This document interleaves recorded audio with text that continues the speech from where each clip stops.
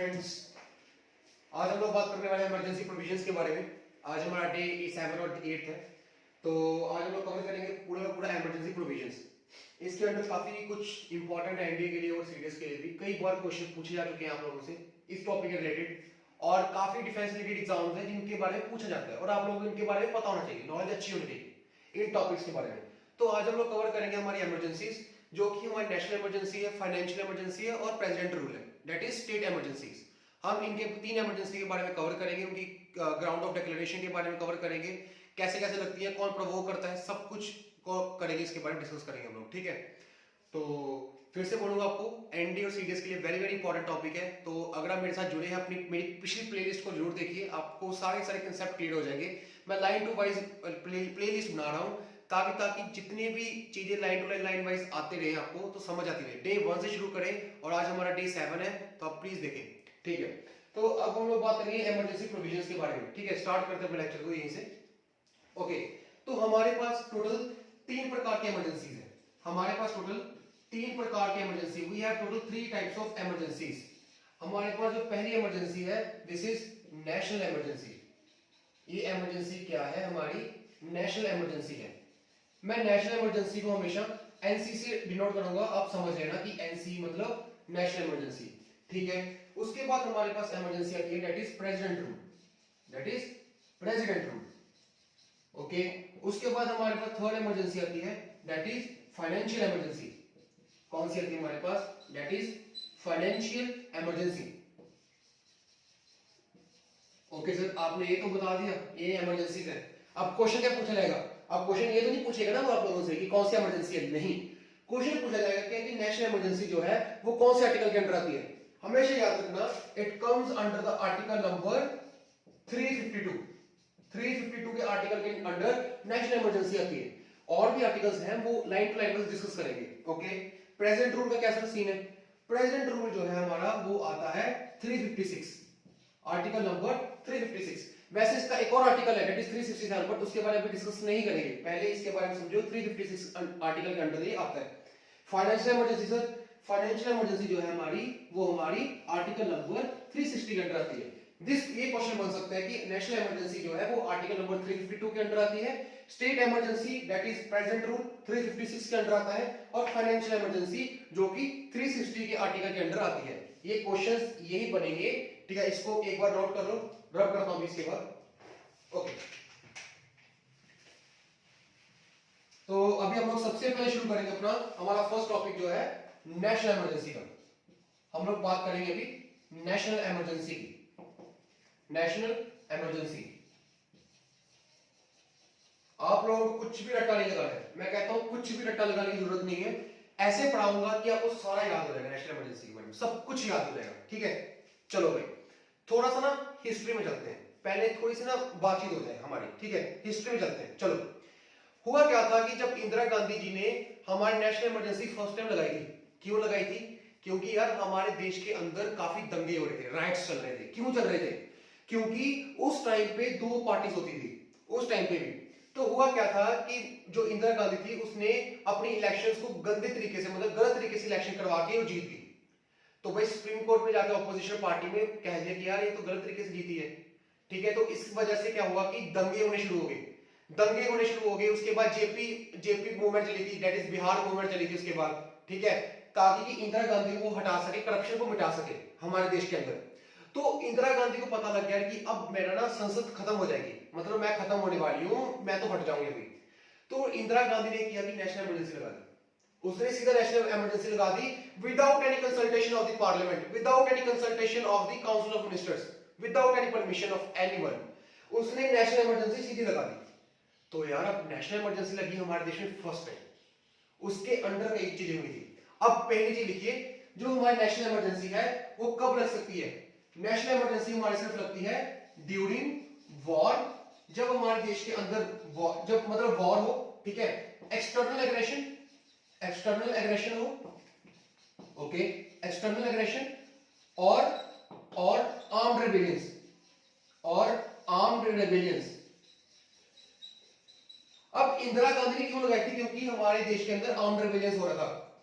Armed rebellions का मतलब है जब कोई भी मतलब जैसे मैं हूं, ठीक है, मैंने देखा यार कि मैंने ना हथियार उठा लिए, मेरे दोस्त ने हथियार उठा लिए और उन्होंने किया कि गलियों में घूम रहे हैं यार बंदूकें पकड़ के और किसी को भी मार रहे हैं।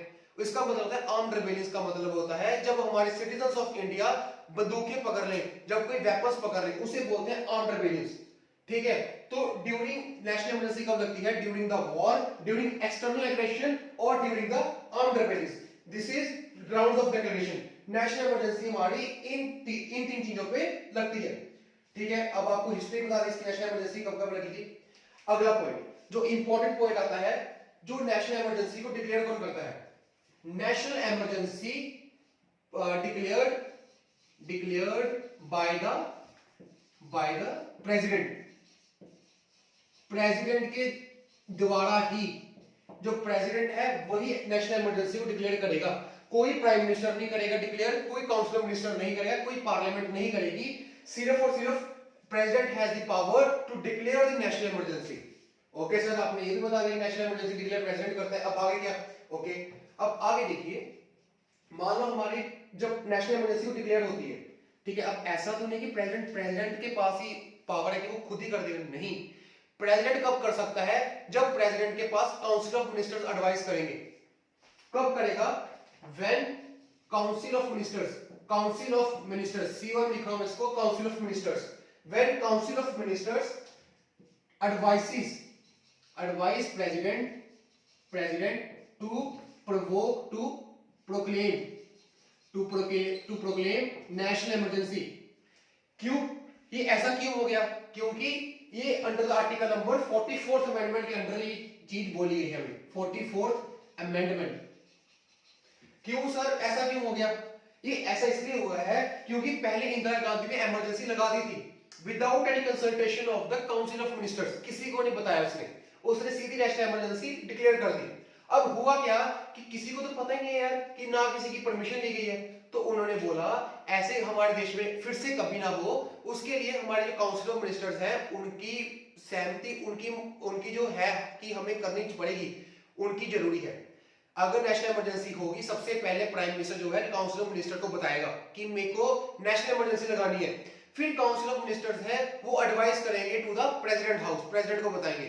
ओके सर, व्हेन जो है हमारे काउंसिल ऑफ मिनिस्टर्स हैं वो एडवाइस करते हैं प्रेसिडेंट को to declare the national emergency by the under 44th amendment act के अंडर। ये बात हमें बोली जा चुकी है।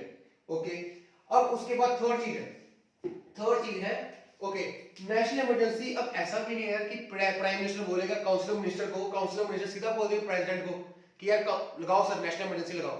ऐसा नहीं होगा ना यार, ऐसा तो बिल्कुल भी नहीं होगा। फिर पार्लियामेंट क्या क्यों रखी है? पार्लियामेंट का भी रोल है। अब पार्लियामेंट का क्या रोल आता है कि जो प्रेसिडेंट है, ओके, प्रेसिडेंट ने बोल दिया कि हमें नेशनल इमरजेंसी लगानी चाहिए। काउंसिल ऑफ मिनिस्टर्स ने एडवाइस किया प्रेसिडेंट को कि सर हमें अब नेशनल इमरजेंसी चाहिए। अब प्रेसिडेंट ऐसा तो नहीं है कि सीधे लगा देगा। अब प्रेसिडेंट क्या करेगा, वो जो है नेशनल इमरजेंसी का जो चिट्ठा होगा वो दोनों हाउसेस से पास होना चाहिए। The bill of national emergency, जो बिल है नेशनल इमरजेंसी का, should pass from both house of parliament, both houses, दोनों हाउसेस से पास होना चाहिए। फिर ये जिसकी नेशनल इमरजेंसी लगनी चाहिए, क्यों? By special majority, by the special majority. फिर से सुनो, मैंने क्या बता चुका हूं अभी तक। मैंने बोला कि नेशनल इमरजेंसी लगेगी जब वॉर होगी, एक्सटर्नल एग्रेशन होगा या फिर आर्म्ड रिबेलियंस होगा। ये प्रेसिडेंट डिक्लेयर करेगा काउंसिल ऑफ मिनिस्टर की एडवाइस के ऊपर। अब जब हमारी बिल जो देखो, मैं प्राइम मिनिस्टर हूं, ठीक है, मैंने ना अपने काउंसिल ऑफ मिनिस्टर्स को बोल दिया, मैंने बोला हमें नेशनल इमरजेंसी की जरूरत है। उन्होंने एडवाइस किया प्रेसिडेंट को, प्रेसिडेंट ने किया चिट्ठा पास कर दिया बोथ हाउस ऑफ पार्लियामेंट से। अब उसने चिट्ठा पास किया, अब उसने बोला जो हमारे बोथ हाउसेस ऑफ पार्लियामेंट के द्वारा, अब लोकसभा और राज्यसभा है, दो हाउसेस है, अब उन दोनों से हमारा विद स्पेशल मेजॉरिटी से हमारा बिल पास होना चाहिए, फिर ही हमारी नेशनल इमरजेंसी लगेगी। अब सर स्पेशल मेजॉरिटी क्या है? बेटे टोटल 3 प्रकार की मेजॉरिटीज होती हैं बाय द अमेंडमेंट्स। एक होती है सिंपल मेजॉरिटी, एक होती है स्पेशल मेजॉरिटी, और एक होती है special majority plus the reservation of the seats of the states. उसके बारे में इतना डीप नहीं जाऊंगा, उसके बारे में अलग लेक्चर बनाने वाला हूं मैं। बट फिर भी आप ये याद रख लो कि स्पेशल मेजोरिटी के कारण ही आना चाहिए। स्पेशल मेजोरिटी का ऊपर ऊपर से बता देता हूं क्या होता है। स्पेशल मेजोरिटी का मतलब होता है 50% of the seats of the person who are voting plus who are मतलब प्रेजेंट प्लस वोटिंग 50% बाय 2/3 होना चाहिए। 2/3 होना ही चाहिए उस बंदों का प्रेजेंट एंड वोटिंग का। लीव दिस टॉपिक, आगे बारे में बात करेंगे स्पेशल मेजॉरिटी के बारे में, ठीक है। बस इतना याद कर लो, नोट करो इसके बारे में कि जो बिल है वो उठ जाएगा। ओके, अब बात करते हैं सर, अब आपने बोल दिया कि नेशनल इमरजेंसी लग गई, नेशनल इमरजेंसी लग गई है। अब ऐसा तो है नहीं नेशनल इमरजेंसी लगती रहेगी यार, एक बार लग गई बार बार लगती रहेगी, नहीं ऐसा नहीं है। अब नेशनल इमरजेंसी का एक पीरियड है। नेशनल इमरजेंसी जो है वो 6 महीने 6 महीने के लिए लगी जा सकती है। जो हमारी नेशनल इमरजेंसी है for 6 months, very very important. जो हमारी नेशनल इमरजेंसी है वो सिर्फ 6 महीने की लगेगी। अब ऐसा भी नहीं है सर कि 6 महीने के बाद हट जाएगी, नहीं ऐसा नहीं है। जब मान लो कि हमारी नेशनल इमरजेंसी है जो, अब दंगा हो गया बहुत तगड़े वाला, ठीक है, अब नेशनल इमरजेंसी कम से कम 1 साल तो लास्ट करना ही पड़ेगा। बट सर 6 महीने के बाद क्या होगा, again with the acceptance of parliament की फिर से ये बिल पास होगा, फिर से ये बिल पास होगा from both the house of parliament, दोनों हाउसेज में बिल फिर से जाएगा। और अगर दोनों हाउसेज ने विद द स्पेशल मेजॉरिटी के साथ फिर से पास कर दिया ना, तो बेटे फिर ये नेशनल इमरजेंसी लग जाएगी, फिर नेशनल इमरजेंसी 6 महीने के लिए और एक्सटेंड हो जाएगी। तो इसका एक पीरियड है दैट इज 6 मंथ्स, इसका 6 महीने का एक पीरियड है, ठीक है। इतना नोट करो पहले, फिर आगे डिस्कस करते हैं।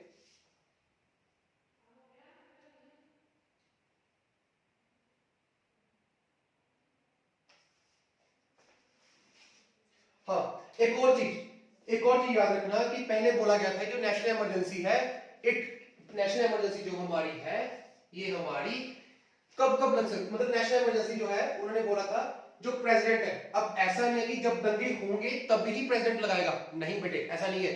ऐसा नहीं कि पहले दंगे होने दो फिर लगाएंगे, नहीं। अगर प्रेसिडेंट को पता लग गया कि दंगे होने वाले हैं वो पहले भी इमरजेंसी लगा सकता है। प्रेसिडेंट जो है हमारा, president can proclaim national emergency before these factors, that is this and this। In factor से पहले भी हमारा जो प्रेसिडेंट है वो नेशनल इमरजेंसी लगा सकता है, दंगे होने से पहले भी लगा सकता है, ताकि वो दंगों को कंट्रोल में कर सके, ठीक है। इतना नोट करो, ओके।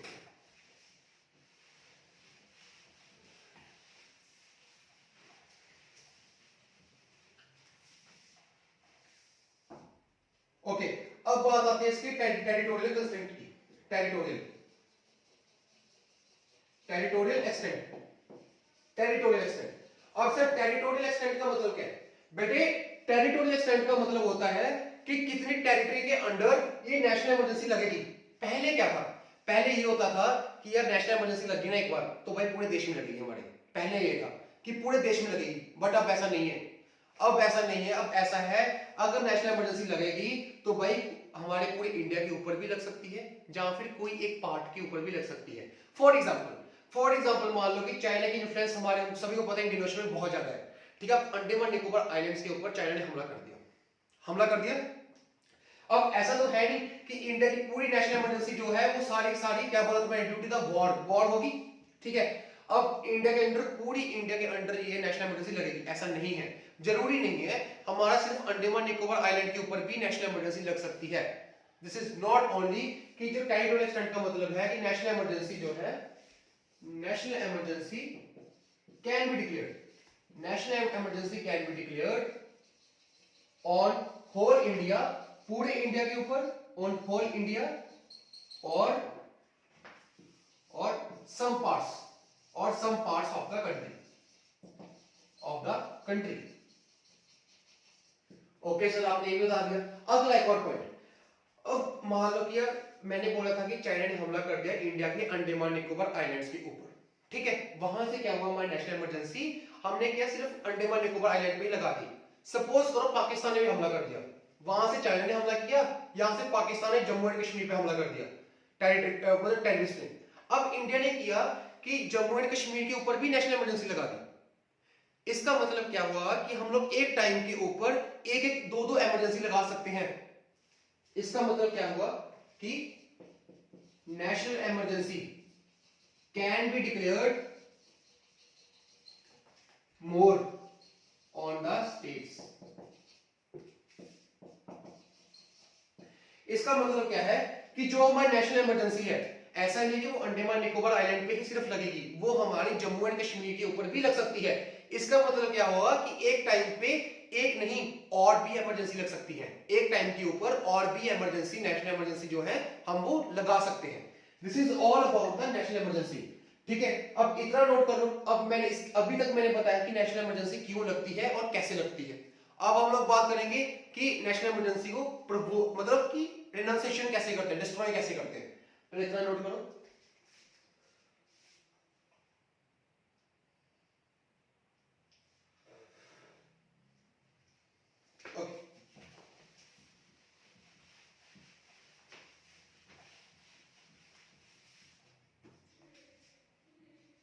ओके, अब हम लोग बात करेंगे रिनाउंस ऑफ नेशनल इमरजेंसी। अब भाई मैंने तो ये बात आपको बोल दी थी, क्या जो नेशनल इमरजेंसी है ना वो लगेगी कैसे। वो पार्लियामेंट के द्वारा लगेगी कि दोनों हाउसेज से बिल पास होना चाहिए विद द स्पेशल मेजॉरिटी, और प्रेसिडेंट को कंसेंट लेना पड़ेगा पार्लियामेंट का।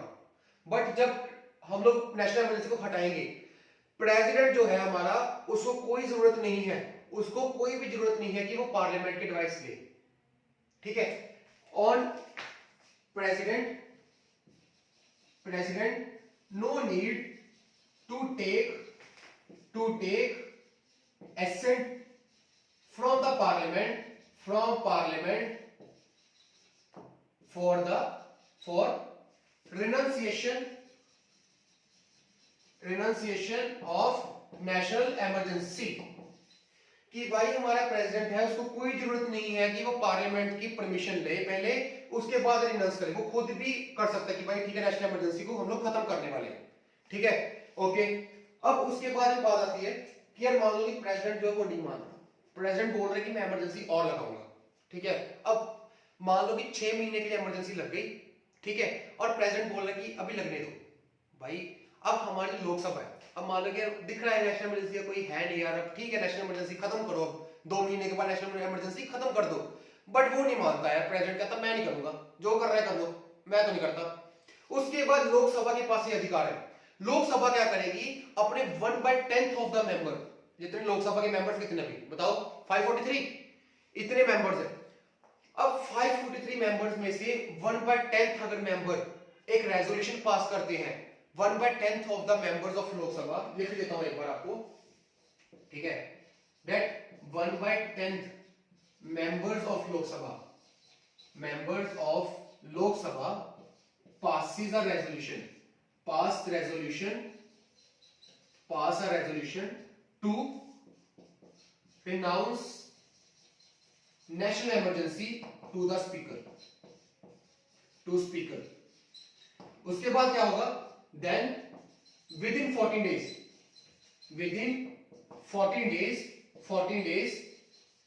a meeting of parliament will be conducted। Conduct होगी भाई, a meeting of parliament will be conducted। उसमें क्या होगा, with simple majority पास होने से, national emergency will be renounced. बताता हूं इसका मतलब क्या।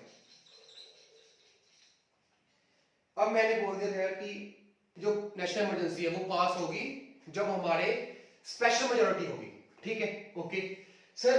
अगला पॉइंट है कि मान लो 2 महीने के बाद हमें नेशनल इमरजेंसी की जरूरत नहीं है, प्रेसिडेंट बोलता है कि मैं नहीं हटाऊंगा, और लोकसभा के पास, but only Lok Sabha, not Rajya Sabha, only Lok Sabha के पास पावर है कि अगर उनके 1/10 of the people of Lok Sabha members वो एक रेजोल्यूशन पास करते हैं, अपने स्पीकर को देते हैं या फिर प्रेसिडेंट को देते हैं, ठीक है, कि सर हमें नेशनल इमरजेंसी की जरूरत नहीं है। उसके बाद क्या होगा, विद इन 14 डेज के अंदर एक मीटिंग बैठेगी पार्लियामेंट, उसके अंदर अगर विद सिंपल मेजॉरिटी से पास होगा इस हाउस से, तो भाई नेशनल इमरजेंसी खत्म, नेशनल इमरजेंसी का रिवोक हो जाएगा, नेशनल इमरजेंसी हमारी खत्म हो जाएगी। This is all about the national emergency. ठीक है, नोट इट डाउन, एक बार नोट कर लो, कर रहे हैं आप लोगों को। ओके चलिए,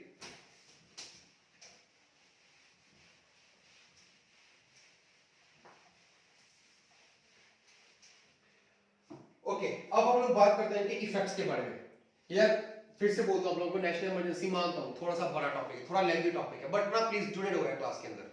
अगर जुड़े रहोगे आपको काफी अच्छी नॉलेज दे रहा हूं मैं, इतनी अच्छी नॉलेज आपको कहीं नहीं मिलेगी यार, काफी अच्छी नॉलेज दे रहा हूं यार कि क्या क्या इफेक्ट्स है, अच्छे से समझाने की कोशिश कर रहा हूं। शायद वीडियो थोड़ा लंबा बन जाए बट कोशिश पूरी मेरी रहेगी कि आप लोगों को अच्छी तरीके से समझ आ जाए, ताकि आप एक बार एग्जाम में पढ़ो और आपको समझ आ जाए। ओके चलिए, उसके बाद हम लोग शुरू करते हैं इफेक्ट्स ऑफ नेशनल इमरजेंसी।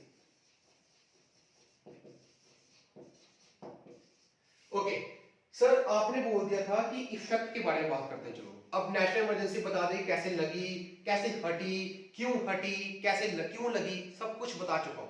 अब हम लोग बात करेंगे इफेक्ट ऑफ नेशनल इमरजेंसी। अब नेशनल इमरजेंसी तो लग गई, अब उसके इफेक्ट क्या है, इसके इफेक्ट क्या हो सकते हैं।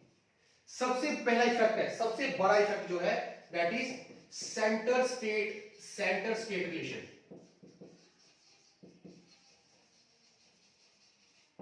सर इसका मतलब क्या है, इसका मतलब है कि जब हमारी नेशनल इमरजेंसी लगेगी हमारे देश के अंदर, मान लो नेशनल इमरजेंसी लग गई इन इंडिया, तो होगा क्या कि जितनी भी power of executive of state है, जितनी भी सॉरी पावर ऑफ सेंटर है, सेंटर के पास जितनी भी पावर है और स्टेट के पास जितनी पावर है, स्टेट की सारी पावर हमारा सेंटर एक्वायर कर लेगा।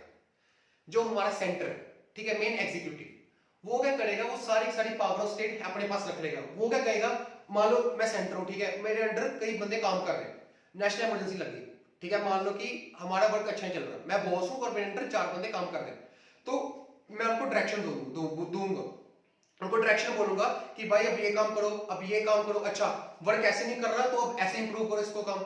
मतलब कि सेंटर के पास पावर है कि वो स्टेट को कोई भी डायरेक्शन दे सकता है और स्टेट को वो अपनानी ही पड़ेगी। जो डायरेक्शंस हमारा सेंटर बोलेगा स्टेट को, वो स्टेट को काम करना पड़ेगा। इसका मतलब सारी पावर किसके पास आ गई, सेंटर के पास। पापा कौन है, सेंटर, स्टेट क्या बन गया, बच्चा। दिस इज ऑल अबाउट, ठीक है, ओके। अब हम लोग सेकंड इनकी बात करते हैं। सेकंड बात है लोकसभा, एक्सटेंशन ऑफ लोकसभा।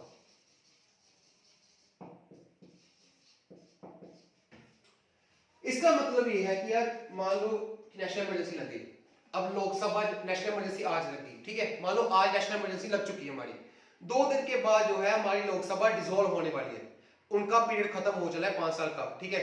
अब क्या होगा, नेशनल इमरजेंसी पर लगी हुई है, तो नेशनल इमरजेंसी के लगते लगते क्या होगा, हमारी जो लोकसभा है उनका एक पीरियड एक्सटेंड हो जाएगा, उनका 1 साल एक्सटेंड हो जाएगा और वो 6 साल हो जाएगा, ठीक है, वो 6 साल का काम करना वो शुरू हो जाएंगे। तो इसका मतलब है उनका क्या हो जाएगा, पीरियड एक्सटेंशन हो जाएगा लोकसभा का नेशनल इमरजेंसी के अकॉर्डिंग। ओके, थर्ड क्या, थर्ड है सर हमारा effect on fundamental rights. Effect on fundamental rights. Sir fundamental rights मतलब कैसे, ओके बेटे, अब बहुत ध्यान से सुना ये बात, ठीक है, बहुत प्यार से समझाऊंगा आप लोगों को। Effect on the fundamental rights, effect on the fundamental rights 2 चीजों से होता है। पहले आर्टिकल है हमारा आर्टिकल नंबर 358 और अगला है हमारे पास आर्टिकल नंबर 359। ओके, अब इसमें होता क्या है, हमारे फंडामेंटल राइट्स के बारे में सबको पता है ना, पढ़ा है ना आप लोगों ने फंडामेंटल राइट्स, आई होप आप लोगों ने पढ़ा होगा, नहीं तो पिछले प्लेलिस्ट को देख लो एक बार। ओके, फंडामेंटल राइट्स पर लगे, मतलब हमारे जो फंडामेंटल राइट्स हैं उनके ऊपर इफेक्ट क्या पड़ेगा। आप लोगों को 19 याद है, according to the article number 358, ये हमें बोलता है जब हमारी वॉर होगी या फिर एक्सटर्नल एग्रेशन होगा, एक्सटर्नल एग्रेशन। देखो मैंने पिछली बार क्या लिखा था, armed rebellious word. Armed rebellion नहीं आएगा जब मान लो हमारे देश में जंग हो रही है या फिर एक्सटर्नल एग्रेशन हो रहा है हमारे देश के अंदर, तभी आर्टिकल नंबर 358 की इमरजेंसी लगेगी। भाई इमरजेंसी के प्रकार है, जैसे मान लो नेशनल इमरजेंसी लगी, फंडामेंटल राइट्स कौन सी इफेक्ट करेगा हमारे, आर्टिकल कौन सा, 358 आएगा। जब वॉर है जहां पर सिर्फ एक्सटर्नल एग्रेशन है, तब हमारा आर्टिकल नंबर 358 आएगा। ये हमें क्या बोलता है, abolition of article number 19 full law. इसका मतलब क्या है यार, जब भी हमारे देश के अंदर वॉर या फिर एक्सटर्नल एग्रेशन के कारण हमारे यहाँ पे नेशनल इमरजेंसी लगेगी, तब हमारा जो आर्टिकल नंबर 19 के अंडर जो आता है वो खत्म हो जाएगा। आर्टिकल नंबर 19 क्या था, अगर आप लोगों को याद हो, देखो बेटे रिवीजन जरूरी है। आर्टिकल नंबर 19 के अंडर 6 चीजें आती थी हमारे पास पहले। 6 चीजें कौन कौन सी थी? फ्रीडम वाली, क्या क्या था? Freedom of profession, freedom of residence, freedom of movement, freedom of speech and expression, freedom of religion, ये सब कुछ था। ठीक है, अब उससे क्या हुआ कि वो चीजें खत्म होनी शुरू हो गई। एक और था पहले, फ्रीडम ऑफ, क्या था पहले? था फ्रीडम जो है हमारी, हम लोग क्या कर सकते हैं? एक्वायर कर सकते हैं property, freedom of property, but वो खत्म हो गया बाय 300A के दौरान। अब उसको एक लीगल राइट माना जा चुका है। ठीक है, उसको छोड़े इतना डीप नहीं जाएंगे। आर्टिकल नंबर 19 अबॉलिश हो गया। ओके सर, अब जब आर्म्ड रिबेलियंस लगे तब क्या होगा? हमारे पूरे के पूरे एबॉलिशन हो जाएगा, अबॉलिशन ऑफ फंडामेंटल राइट्स। हमारे जो फंडामेंटल राइट्स हैं वो अबॉलिश हो जाएंगे except 20 and 21। Very very important point, very very important. Sir effect क्या है हमारे फंडामेंटल राइट्स के? दो है, जब हमारे पास वॉर होगा या फिर एक्सटर्नल एग्रेशन होगा। By the article number 358 it says जो हमारे पास एबॉलिशन आर्टिकल नंबर 19 के ऊपर फ्रीडम है हमारे पास, वो खत्म हो जाएगी। 358 बोलता है abolition of fundamental rights except 20 and 21। भाई 20 and 21 आर्टिकल क्या था बताना मुझे, याद है? कुछ नहीं याद है ना? आर्टिकल नंबर 20 में बोलता है जो भी हमारे पास ऑफेंस का आता है, क्राइम्स एंड ऑफेंस का बारे में आता है। ठीक है, प्रोटेक्शन ऑफ ऑफेंस, कि किसी बंदे को 2 से बार सजा नहीं मिलेगी एक लॉ के दौरान, ये कुछ। आर्टिकल नंबर 21 में बोलता है on the right of personal liberty और लाइफ, हम लोग अपनी लाइफ जी सकते हैं। ठीक है, right to life, right to personal privacy liberty, personal liberty. Okay, this is all about exception of 21 and 21 article. इसी से हमारा नेशनल इमरजेंसी जो है वो हमारा खत्म होता है। हम लोगों ने पूरा नेशनल इमरजेंसी डिस्कस किया अच्छे तरीके से। इसके बाद क्वेश्चन नहीं बनेगा नेशनल इमरजेंसी का। और आपको बताऊं क्वेश्चन कैसे बनेंगे? अब सुनो, क्वेश्चन पक्का आते होंगे अगर वीडियो पूरी देखिए अच्छे से। पहला क्वेश्चन बनेगा यार ये कौन से पार्ट के अंदर है, ये तो बताया नहीं मैंने, ये भी सुन लो, याद आ गया। ये जो हमारा है ये हमारा 18th पार्ट के अंदर है। ओके, तो अगला क्वेश्चन बन सकता है कि नेशनल इमरजेंसी कौन से आर्टिकल के अंदर आती है। ठीक है, जो आपको बताया गया उसके बारे में याद कर लेना, उसके बाद पेपर नहीं आएगा। फिर से बोल रहा हूं नेशनल इमरजेंसी का। ठीक है, अब हम लोग डिस्कस करेंगे अपना प्रेसिडेंट रूल के बारे में। चलो इसे रब कर देता हूं मैं।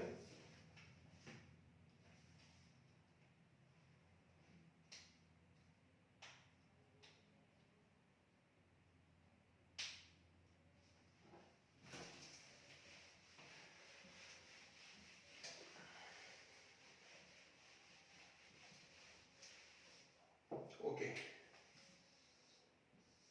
तो अब हम लोग बात करेंगे हमारे पास प्रेसिडेंट रूल, हमारे प्रेसिडेंट रूल के बारे में। ओके, एक मिनट दीजिए बस मेरे को। ओके, अब हमारा प्रेसिडेंट रूल है। प्रेसिडेंट रूल कहता क्या है यार? यार प्रेसिडेंट रूल कब लगता है हमारी कंट्री में? हमारे कंट्री में कई बार लग चुका है प्रेसिडेंट रूल। पता है पहले पंजाब में लगा था, कब लगा था पता है? कुछ याद करो, देखो एक बार। सबसे पहले हमारे पंजाब में लगा था प्रेसिडेंट रूल। अब प्रेसिडेंट रूल लगता क्यों है? प्रेसिडेंट रूल तब लगता है जब हमारी गवर्नमेंट्स है, जो हमारी गवर्नमेंट्स है वो अनेबल हो जाए। अब उनके पास वो अनेबल है, वो कंट्रोल नहीं कर पा रही अपने स्टेट को, वो कंट्रोल नहीं कर पा रही है, तब लगता है हमारा प्रेसिडेंट रूल। दूसरा मेथड कब लगता है? जब हमारी सेंटर बोल रही है कि भाई इसको ये करना, काम करना, स्टेट को बोल रही है। फॉर एग्जाम्पल ऐसे समझ में मेरे को पता नहीं आएगा। अब देखो प्रेसिडेंट रूल कब लगता कब है? मान लो मेरा बॉस है, ठीक है, और मैं हूं और मेरी एम्प्लॉय है कुछ। मेरा बॉस मुझे कह रहा है यार अमित एक काम कर, यार तू ना इस प्रोजेक्ट को ऐसे कर ले। मैं बोलता हूँ चल तेरे को ज्यादा आता है, नहीं मैं नहीं मानूंगा तेरी बात, तू जा। अब भाई क्या होगा कि मेरा बॉस है यार वो, ठीक है, वो मुझे बोलेगा बेटे अच्छा बेटे मेरे से सैलरी लेता है तू, तेरे को मैं ये लॉन्च देता हूँ, तो मेरे को आंखें दिखा रहा है अपनी, वो मेरे को बाहर निकाल दे, वो बोलेगा साइड हट जा, तेरे प्रोजेक्ट को मैं देखता हूँ, उनको मैं समझाता हूँ। यही मतलब है। इसका मतलब है कि जब हमारी जो स्टेट है वो मना कर दे कि हम सेंटर की बात नहीं मानेंगे, तब हमारा प्रेजेंट रूल लगता है। This is about present rule according to the article कौन सा है हमारे पास? 356 आर्टिकल। ओके, अब हम लोग बात करते हैं कुछ आर्टिकल्स की। Article number 355, article number 355, article number 355 हमें बोलता है कि ये सेंटर की जिम्मेवारी है, ये सेंटर की जिम्मेवारी है कि वो ध्यान रखे कि हमारे देश के अंडर, हमारे देश के दौरान कोई दंगे ना हो, कोई वॉर ना हो, कोई एक्सटर्नल इमरजेंसी ना हो, कोई एक्सटर्नल एग्रेशन ना हो और हमारे स्टेट्स उससे बची रहें। This is about article number 355। ये हमें बोलता है it is duty of state, it is duty of centre, it is duty of centre to ensure the government of every state, the government of every state, the government of every state, the government of every state is carried in accordance with provision of constitution, with provision of constitution. Okay sir, इसका मतलब क्या है? इसका मतलब ये भी होता है आर्टिकल नंबर 355 का कि हमारे देश के अंडर अब ये सेंटर की जिम्मेवारी है कि हमारी जो स्टेट है वो फॉलो कर रही है हमारी कॉन्स्टिट्यूशन को। अब ऐसा तो नहीं है यार मेरे पास फंडामेंटल राइट्स है, ठीक है, स्टेट ही मेरे फंडामेंटल राइट्स को अवॉइड कर रही है। स्टेट कह रही कि ना भाई तेरा कोई फंडामेंटल राइट, तू बंदा बाहर निकलेगा, तू बाहर यहां नहीं जाएगा। क्यों भाई, मेरे पास फंडामेंटल राइट है, मैं जा सकता हूं कहीं में भी, बट मेरे को स्टेट ही नहीं दे रही है। इसका मतलब क्या है, सेंटर की ये जिम्मेवारी है कि वो पता करेगी जो गवर्नमेंट है स्टेट की कि वो अपने वो जो स्टेट है वो अपनी कॉन्स्टिट्यूशन के अंडर चल रही है, कॉन्स्टिट्यूशन के दौरान चल रही है। This is about article number 355। Okay, ये था हमारा 355 आर्टिकल। अब बात करते हैं 356 की। अब आर्टिकल नंबर 356 को हम लोग बोलते हैं प्रेसिडेंट रूल। मैं आपको बता चुका हूं हमारा प्रेसिडेंट रूल कब लगता है, दो तरीके बता चुका हूं कि जब सेंटर मना कर दे कि हम आपके कहने पे नहीं है सर, जब स्टेट्स मना कर दे, और दूसरा है जब पीपल्स के जो हमारा कॉन्स्टिट्यूशन है, प्रोविजन ऑफ कॉन्स्टिट्यूशन है वो डिस्ट्रॉय हो जाए, जो मेरे को स्टेट ना कोई अधिकार दे, तब हमारा प्रेसिडेंट रूल लगता है दो कंडीशंस के ऊपर। और एक कौन सा आर्टिकल है, article number 356। Okay sir, okay, अब हम लोग बात करते हैं इनके बारे में, ठीक है। ओके, अब आर्टिकल नंबर 356 और आर्टिकल नंबर 365। अब ये दो आर्टिकल्स हैं। मैंने जो कुछ अभी बोला था प्रेसिडेंट रूल कब लगता है वही बताऊंगा, ठीक है। ओके, नोट कर लो, आर्टिकल नंबर 356 हमें बोलता है the president is satisfied, if the president is satisfied that such a situation is arises, such a situation is arisen where government of state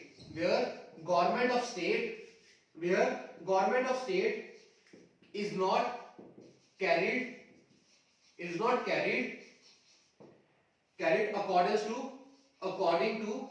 according to provision of constitution।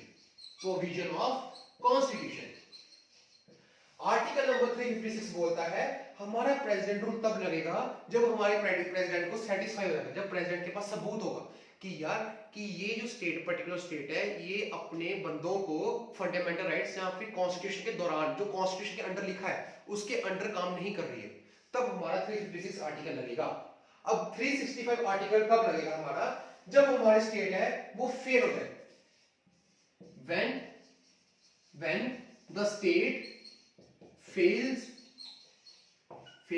when the state fails to comply, okay, when the state fails to comply method of center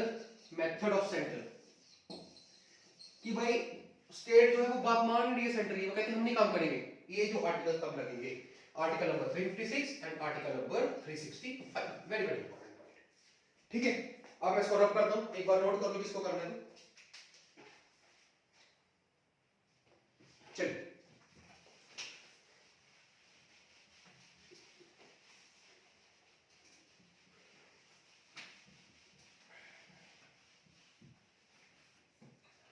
अब जो point है वो सुनने वाले point है, मैं कुछ बोलूंगा आप नोट कर लेना, बड़े प्यार से बोलूंगा, ठीक है। आपको मैंने बता दिया प्रेसिडेंट रूल कब लगता है, मैं बता चुका हूं, ठीक है। अब इसका भी एक सिस्टम है, इसकी एक पार्लियामेंट्री प्रोविजंस होती हैं। जब हमारा जो ये वाला प्रेसिडेंट रूल है, जी हमारा क्या है, प्रेसिडेंट रूल जो है हमारा, ओके, इसको छोड़ो, बाद में करते हैं कवर पॉइंट, ठीक है।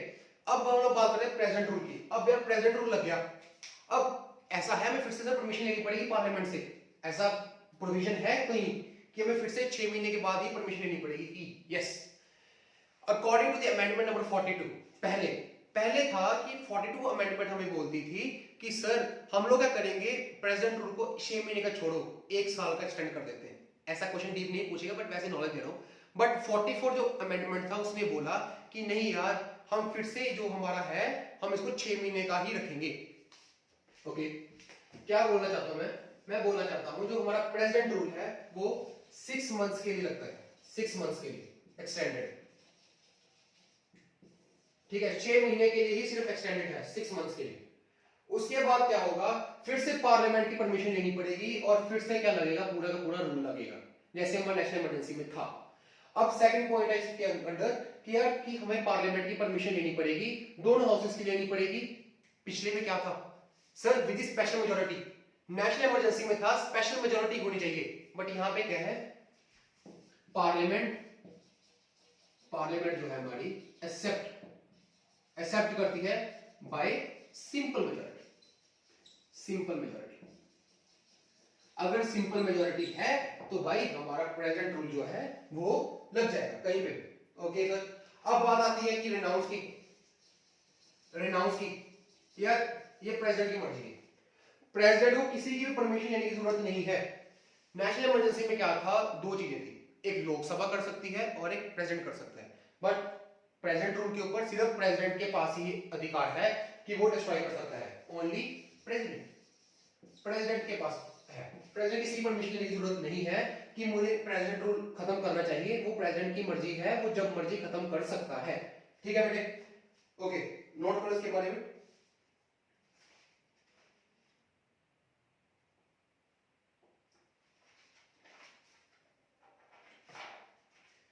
ओके, अब हम लोग बात करते हैं कुछ इसके इफेक्ट की बात करेंगे। हमने पहले पिछले डिस्कस किया था सेंटर और स्टेट का रिलेशन, ठीक है। अब इसमें क्या होता है, इसमें आता है हमारे पास एग्जीक्यूटिव रिलेशन। इसको थोड़ा रख करता हूं मैं,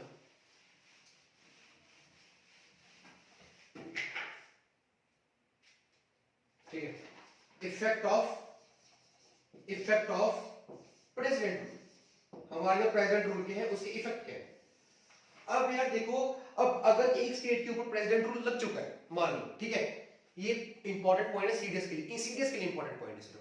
ये इंपॉर्टेंट पॉइंट क्या बोलता है, जब हमारा प्रेसिडेंट रूल एक कंट्री के एक स्टेट के ऊपर लगेगा तो मेरे भाई उस स्टेट के पास जितनी भी उस स्टेट की काउंसिल है और जहां पे सीएम है, जैसे मान लो पंजाब के ऊपर प्रेसिडेंट रूल लग गया, तो प्रेसिडेंट रूल जब लगता है तो हमारी जितनी भी लेजिस्लेटिव असेंबली है हमारे पंजाब की, सीएम है और उसकी काउंसिल ऑफ मिनिस्टर्स है सीएम की, वो डिस्ट्रॉय हो जाएंगे, वो खत्म हो जाएंगे, वो क्या हो जाएंगे, वो डिसमिस हो जाएंगे। हमें इसका इफेक्ट क्या है, पहला इफेक्ट है हमारे पास एग्जीक्यूटिव।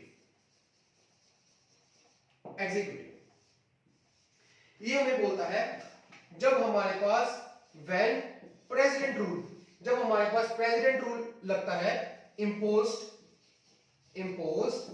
तब क्या होता है हमारे पास, जो हमारा प्रेसिडेंट है वो डिसमिस कर देता है, वो डिसमिस करता है सीएम को, जो हमारे पास चीफ मिनिस्टर है हमारे स्टेट का, and state council of ministers, state council of ministers, state के जो भी काउंसिल ऑफ मिनिस्टर्स हैं उनको क्या कर देता है, वो डिसमिस कर देता है। दे आर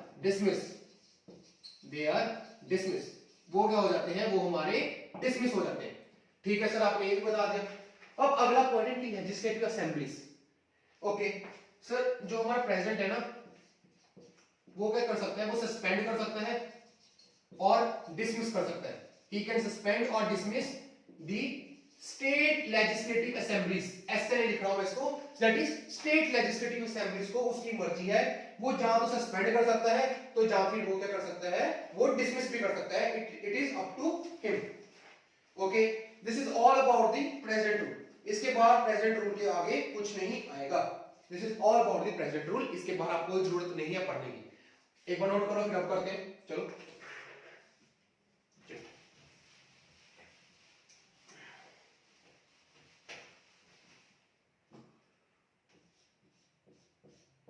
ओके, अब हम लोग बात करते हैं फाइनेंशियल इमरजेंसी।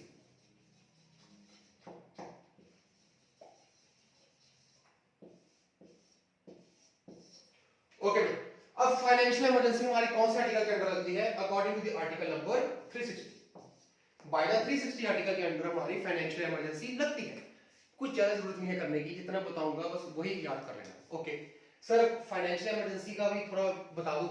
फाइनेंशियल इमरजेंसी है जो हमारी स्पेशल, जो हमारी सिंपल मेजॉरिटी से पास होती है। सिंपल मेजॉरिटी से पास होगी ये भी। ओके सर, इसका जो लाइफ टाइम है, इसका है infinity life time. Infinity life time मतलब इसका मतलब है कि हमें पार्लियामेंट की एक बार जरूरत है सिर्फ। अगर एक बार सिंपल मेजॉरिटी से पास होगी फाइनेंशियल इमरजेंसी, तो भाई बार बार जरूरत नहीं है कि फिर से पार्लियामेंट से पास कराएंगे 6 महीने के बाद, नहीं, ये लगती रहेगी जब तक प्रेसिडेंट क्या है वो रिवोक नहीं करता है। रिनाउंस कौन करता है इसको? रिनाउंस करता है हमारा जो है प्रेसिडेंट। हमारा जो प्रेसिडेंट है वो इसे खत्म कर देता है। प्रेसिडेंट जो है वो हमें इसको खत्म कर देगा। ओके, उसके बाद क्या बोलते हैं हम लोग, अब इसके इफेक्ट्स क्या हैं? अब जब हमारे पास फाइनेंशियल इमरजेंसी लगी, अब इसके इफेक्ट क्या होंगे? जो हमारा प्रेसिडेंट है, अब हमारे प्रेसिडेंट के पास अधिकार है, या देखो फाइनेंशियल इमरजेंसी लगी, अब उसकी मर्जी है कि सेंटर जो है, जो सेंटर है वो हमेशा एक स्टेट को कोई ना कोई खर्चा देती है, वो उनको पैसा देती है स्टेट को। अब होता क्या है कि अब फाइनेंशियल इमरजेंसी है, देश अकॉर्डिंग फाइनेंशियल से गुजर रहा है, हमारा फाइनेंशियल कंडीशन से, तो क्या होगा, वो प्रेसिडेंट जो है हमारे देश का, वो कोई ना कोई स्टेट को जो उनको अलाउंस जो है वो कम देगा। वो उसके ऊपर है कि वो कितना अलाउंस देना चाहता है। सेकंड पॉइंट है कि बंदों की जो सैलरी है जो है वो कम होनी शुरू हो जाएगी, वो उसकी मर्जी है, वो कौन से बंदों की सैलरी कम करना चाहता है। This is all about the financial emergency. इसके बाहर आपको पढ़ने की जरूरत नहीं है। आपको इन्हीं में से क्वेश्चन बनेंगे, अगर बनेंगे तो इसके बाहर आपको क्वेश्चन नहीं बनने वाला। आई होप आप लोगों को इमरजेंसीज के बारे में समझ लगा होगा। ओके, तो अगर आपको समझ लगे तो प्लीज यार लाइक कर दो, सब्सक्राइब कर दो। मैंने अपना पूरा जितना था मेरे पास नॉलेज थी इसके बारे में, मैंने आपको सब दे दिए for the perspective of any examination. कोई भी एग्जाम के अगर क्वेश्चन आएंगे तो यहीं से बनेंगे, एक भी क्वेश्चन नहीं बाहर आएगा नेशनल इमरजेंसी प्रोविजंस के बारे में। आई होप आपको अच्छा लगा होगा चैनल, और आपको अच्छा कंटेंट मिल रहा है यहाँ पे। तो बाकी आप पढ़ते रहो, और एग्जाम को काफी कम टाइम रह गया, सिर्फ 60 डेज आर लेफ्ट। तो प्लीज आप अपनी मेहनत को करते रहो, और मेहनत एक ना एक दिन तो रंग लाएगी यार, एक ना एक दिन तो मेहनत रंग लाने ही वाली है आप लोगों की। आपकी जितनी भी लेट नाइट्स हैं, स्टडीज है, और आपका जितना भी आपने संघर्ष किया है, सैक्रिफाइसेस किए हैं, that they will pay of one day. एक ना दिन तो उनको पे ऑफ करना ही पड़ेगा। ठीक है, बस एक बात मेरी फिर से याद रखना, मैं कई बार बोलता हूं यार कि अपने इरादों में दम रखो। अगर आप लोगों को कोई लक्ष्य है आपका, तो आप लक्ष्य को प्राप्त करो और आप ऑफिसर बनो। आप बनोगे, हर एक ऑफिसर बन सकता है। बस डिफरेंस क्या होता है उनकी थिंकिंग में। हमेशा एक जो लूजर की थिंकिंग होती है, वो उसकी थिंकिंग होती है कि अगर ना हुआ तो। एक जो विनर होता है वो बोलेगा अगर हो गया तो आप लोग एक हो गया तो के विनर स्ट्रेटेजी फॉलो करो, और आपको एक चाहिए कि मेरे को करना है तो मेरे को करना ही करना है। ऐसा नहीं कि मेरे पास प्लान बी है, मेरे पास प्लान ए है, मेरे को ऑफिसर बनना है तो मेरे को ऑफिसर ही बनना है। आप लगे रहो, मेहनत करते रहो। सो फ्रॉम माय साइड, जय हिंद। तो best of luck for examination.